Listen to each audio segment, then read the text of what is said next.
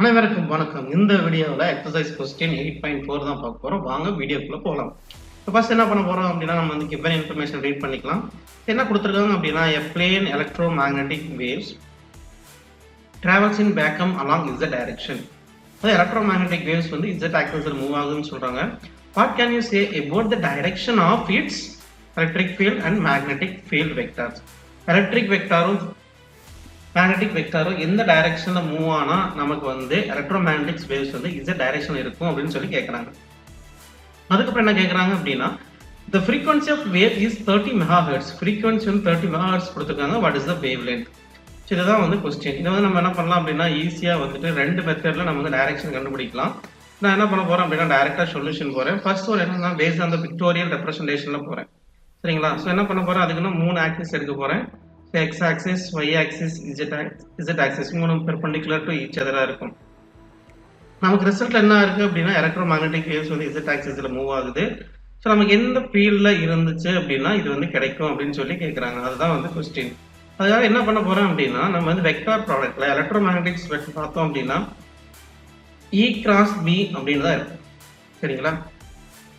So இந்த direction வந்து நமக்கு வந்துட்டு ஆன்டி கிளாக் வைஸ்ல மூவ் ஆச்சு அப்படின்னா டயக்ராம்ல ஸோ அது வந்து என்ன பாசிட்டிவ் ஆக்சிஸ்ல வந்து இருக்கும். அதே வந்துட்டு கிளாக் வைஸ்ல மூவ் ஆச்சு அப்படின்னா நெகட்டிவ் ஆக்சிஸ்ல வந்து இருக்கும். இதுதான் வந்து கான்செப்ட். இதை பேஸ் பண்ணி வந்து மூவ் பண்ண போறோம். ஸோ என்ன பண்ண போறோம் அப்படின்னா, எனக்கு பாசிட்டிவ் ஆக்சிஸ் அப்படின்னா என்னுடைய ரொட்டேஷன் வந்துட்டு ஆன்டி கிளாக் வைஸ்ல இருக்கணும்.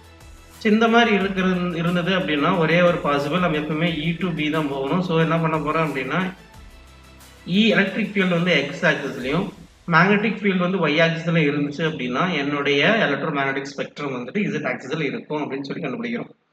இது வந்து டயக்ராம் பேஸ் பண்ணி. இன்னொரு என்னன்னா வெக்டார் பேஸ் பண்ணி நம்ம பண்ணலாம். ஸோ இது வந்து என்ன பண்ண போறோம் அப்படின்னா, simple I cross J vector பண்ணோம் அப்படின்னா எனக்கு K கிடைக்கும். சரிங்களா? ஸோ அதே மாதிரி தான் பண்றோம் அப்படின்னா J கிராஸ் K போனோம் அப்படின்னா I கிடைக்கும். சரிங்களா? ஸோ அந்த மாதிரி என்ன பண்ண போறோம் அப்படின்னா, K கிராஸ் I போனோம் அப்படின்னா நம்மளுக்கு வந்து J கிடைக்கும். இதே நம்ம வந்துட்டு ஆன்டி கிளாக் போனோம் அப்படின்னா நெகட்டிவ்ல கிடைக்கும். ஸோ இந்த ப்ராசஸ்ல என்ன பண்ண போறோம் அப்படின்னா சிம்பிள். ஸோ இது வந்து என்னன்னா கேங்கிறது ரெப்ரசென்ட் பண்றது z ஆக்சிஸ். இதுதான் நம்மளுடைய எலக்ட்ரோமேக்னெட்டிக் வேவ்ஸ் ரிசல்ட். இதை பேஸ் பண்ணி என்ன பண்ண போறோம் அப்படின்னா, electric field E cross B நம்ம எடுத்தோம் அப்படின்னா I இன்டு J. அப்ப எலக்ட்ரிக் ஃபீல்டு வந்துட்டு I வெக்டார்ல இருக்குது அப்படின்னா அதோட எங்க இருக்கும் அப்படின்னா எக்ஸ் ஆக்சிஸ்ல இருக்கும். சிமிலர்லி மேக்னெட்டிக் ஃபீல்டு பார்த்தோம் அப்படின்னா Jல இருக்கு அப்படின்னா அது எதோட ரிலேட்டடா இருக்கும் அப்படின்னா y ஆக்சிஸ்ல இருக்கும். இந்த கான்செப்ட் பேஸ் பண்ணி நம்ம டயக்ராம் வந்து யூஸ் பண்ணி பார்க்கலாம். இதே வந்து அடுத்து என்ன பண்ண போறோம் அப்படின்னா, நம்ம ஃப்ரீக்வன்சி வந்து கொடுத்துருக்காங்க. ஃப்ரீக்வன்சி பார்த்தோம் அப்படின்னா 30 MHz கொடுத்துருக்காங்க. இதுல இருந்து என்ன பண்ண போறோம் அப்படின்னா வேவ்லென்த் கண்டுபிடிக்கிறோம். lambda is equal to c/f அப்படின்ற கான்செப்ட்ல நம்ம வந்துட்டு ஒர்க் பண்ணணும். ஸோ நம்ம என்ன பண்ண போறோம் அப்படின்னா C வேல்யூ வந்து சப்ஸ்டிட் பண்ணிக்கலாம். ஸோ C வேல்யூ வந்து கான்ஸ்டன்ட் 3 × 10⁸ அண்ட் ஃப்ரீக்வன்சி பார்த்தோம் அப்படின்னா 30 MHz 10⁶ எடுத்துக்கலாம்.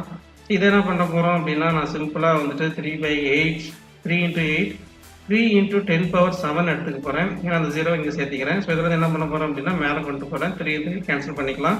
ஸோ 1 × 10⁸ - 7 வரும். அப்போ என்ன ஆகும் அப்படின்னா 10⁻1 வரும்.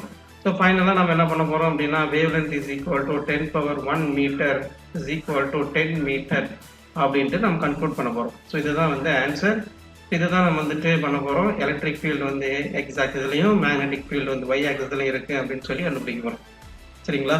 இதுதான் நம்ம சொல்யூஷன். ஸோ இந்த வீடியோ உங்களுக்கு பிடிச்சிருந்துச்சுன்னா மறக்காம நம்ம சேனல் லைக் பண்ணி சப்ஸ்கிரைப் பண்ணி உங்க ஃப்ரெண்ட்ஸுக்கு ஃபார்வர்ட் பண்ணுங்க, அவங்களுக்கு சப்போர்ட் பண்ணுங்க. நன்றி, வணக்கம்.